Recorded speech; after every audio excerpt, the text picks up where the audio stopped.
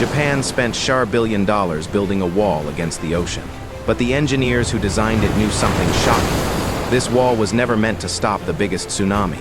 In fact, they knew the ocean would eventually pass over it.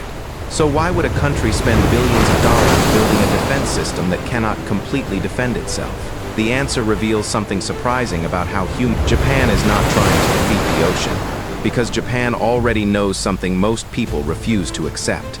The ocean will always win. The only question is, how much time can humans buy before it does? Along Japan's northeastern coastline stands a 69-kilometer concrete barrier, one of the largest coastal defense projects ever built. A wall designed not to create victory, but to give people a chance to survive. Japan is one of the most powerful countries on Earth. It has advanced technology, the third and largest economy in the world, some of the most sophisticated infrastructure ever created. But there is one thing Japan cannot escape: its geography. Look at Japan on a map, a chain of islands sitting directly on one of the most dangerous zones on Earth. Beneath the ocean surrounding Japan are massive tectonic plates, constantly pushing against each other. This is part of the Pacific Ring of Fire, a place where earthquakes and volcanic activity are not rare events. They are built into the landscape, and that creates a terrifying chain reaction. A powerful earthquake happens beneath the ocean.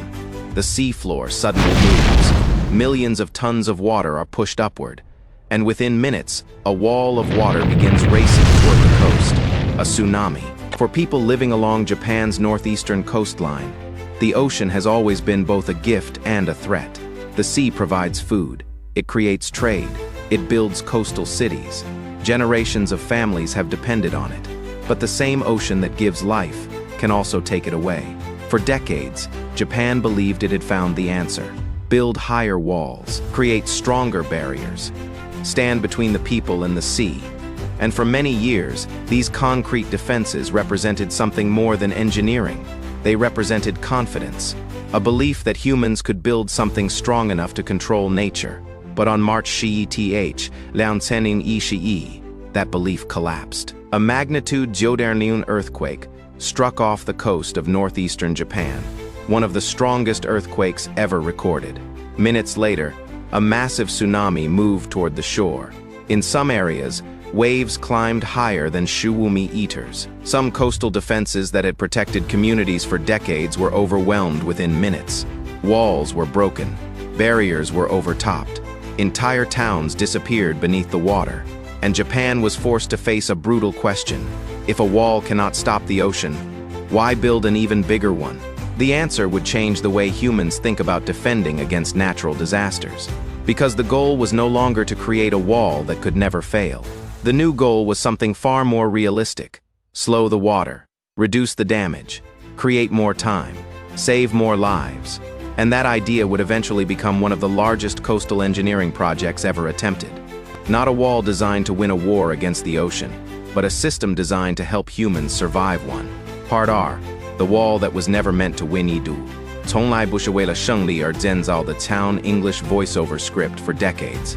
Japan believed the solution was simple. Build a stronger wall. Build a higher barrier. Create something powerful enough to stand between civilization and at first it seemed logical, because Japan had already built some of the most advanced coastal defenses in the world. Massive breakwaters, concrete seawalls, floodgates controlling harbor entrances. Along the northeastern coast, these structures became a symbol of protection. To the people living behind them, these walls represented more than concrete and steel. They represented safety. Children grew up with these barriers between their homes and the ocean. Fishermen depended on them to protect their ports. Entire communities trusted them to defend their future. But here is where the story changes. A wall can stop a wave, but can it stop an entire ocean? That was the lesson of March 20th, The tsunami did not behave like a normal storm. It was not just a giant wave crashing onto a beach. It was an entire moving body of water carrying unimaginable energy. It carried cars, ships, buildings, everything in its path. When the tsunami reached northeastern Japan, many coastal defenses faced a force beyond their original design. Some walls were overtopped. Some structures collapsed. Some barriers remained standing, but the water simply went around them. And this revealed the biggest misunderstanding about tsunami defenses. The enemy was never the wave itself. The enemy was the energy behind it. Imagine trying to stop a moving freight train with a single wall. The question is not only, how high is the wall? The real question is, how much energy can it absorb? A tsunami is the same. A higher wall may slow the water, but eventually, nature can create something bigger. After Lianzhening Yishiyi, Japanese engineers changed the entire philosophy of coastal protection. They stopped asking, how do we build a wall that never fails?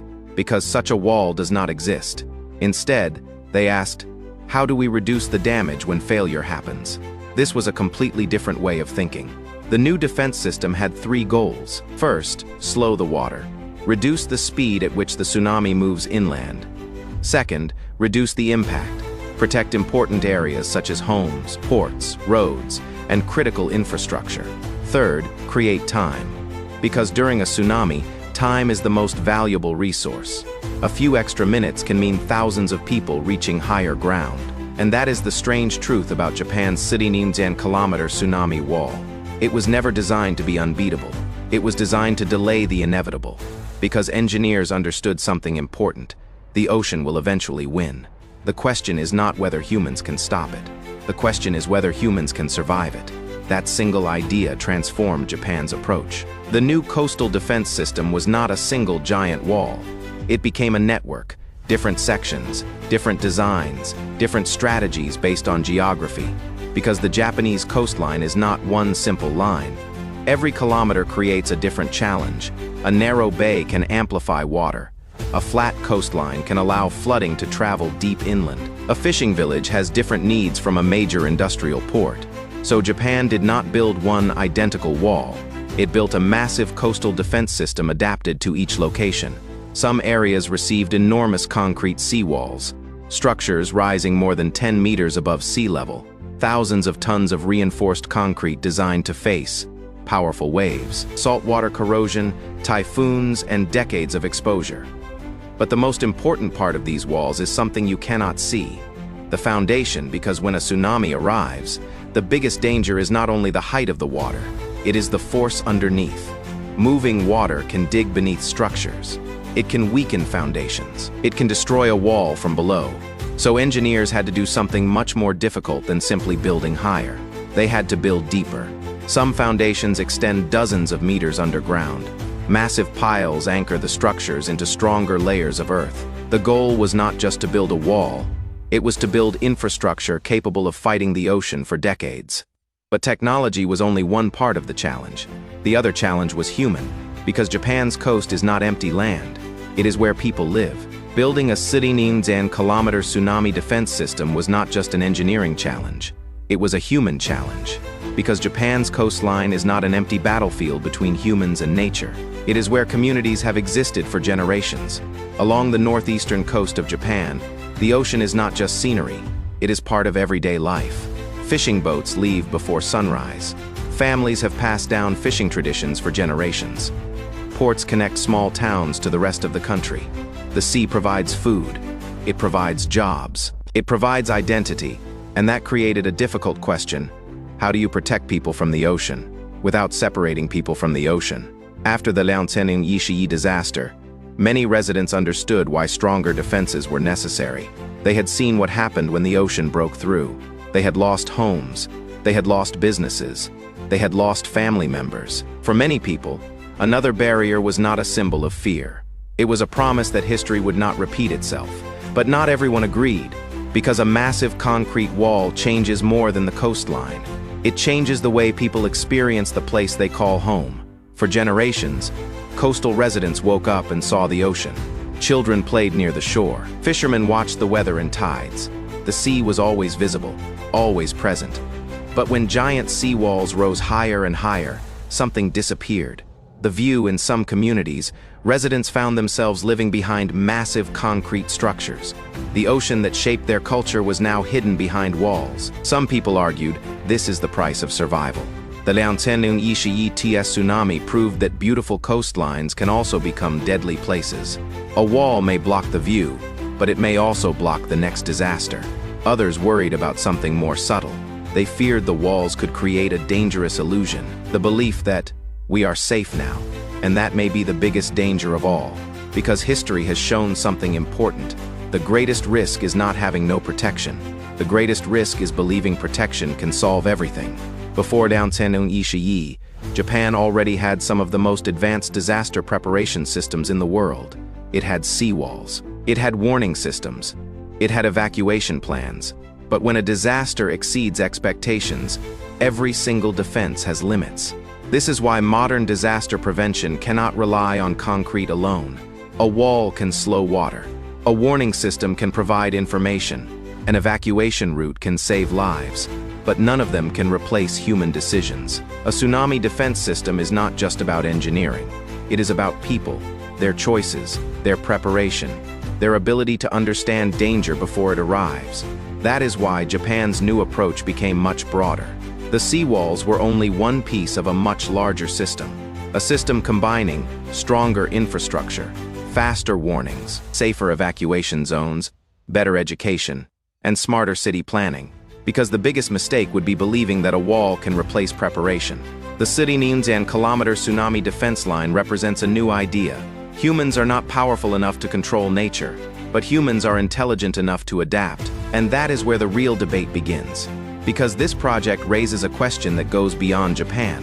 When nature creates a threat we cannot defeat, how much should we spend trying to fight it? And how much should we spend learning how to survive it?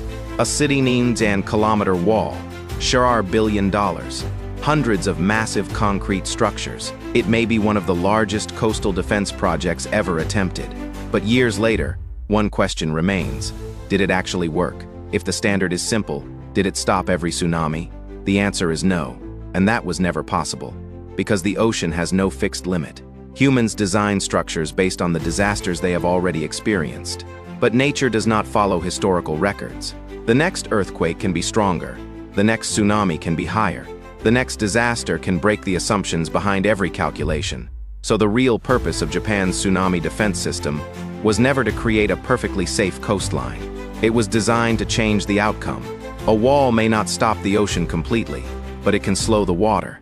It can reduce the first impact. It can protect important areas. It can give warning systems more time.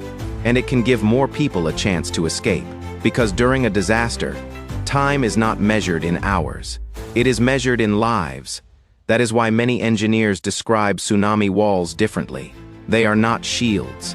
They are not a victory over nature. They are a buffer. A final layer of protection between a disaster and the people who live there. But the biggest lesson from Japan goes far beyond concrete. The country discovered that disaster prevention cannot depend on one solution. A stronger wall is not enough. A better warning system is not enough. A faster evacuation route is not enough. Every part has to work together. The future of disaster prevention is not about building one perfect defense, because perfect defense does not exist. It is about building a system that gives people the best possible chance. And that creates the final question. When humans face a force they cannot defeat, what should they do? Should they continue building bigger barriers? Or should they accept the limits of engineering and focus on survival? Japan's kilometer tsunami defense line is not a symbol of humans conquering nature. It represents something more realistic, a recognition that nature will always be stronger. Humans cannot stop earthquakes. Humans cannot command the ocean to stop moving. Humans cannot build a wall that will never be broken. But humans can prepare. Humans can reduce damage. Humans can create more opportunities to survive. That is the true value of this shards and billions and dollar project. It was never just a wall. It was a reminder. A reminder that the greatest engineering achievement is not controlling nature. It is understanding nature and finding a way to live beside it. 400 kilometers of concrete, not a victory line, a warning line. It tells everyone living near the coast, the ocean gives us life, but it also has the power to take it away. One day, another massive tsunami will come. When it does, the wall may be overtopped. Some sections may fail.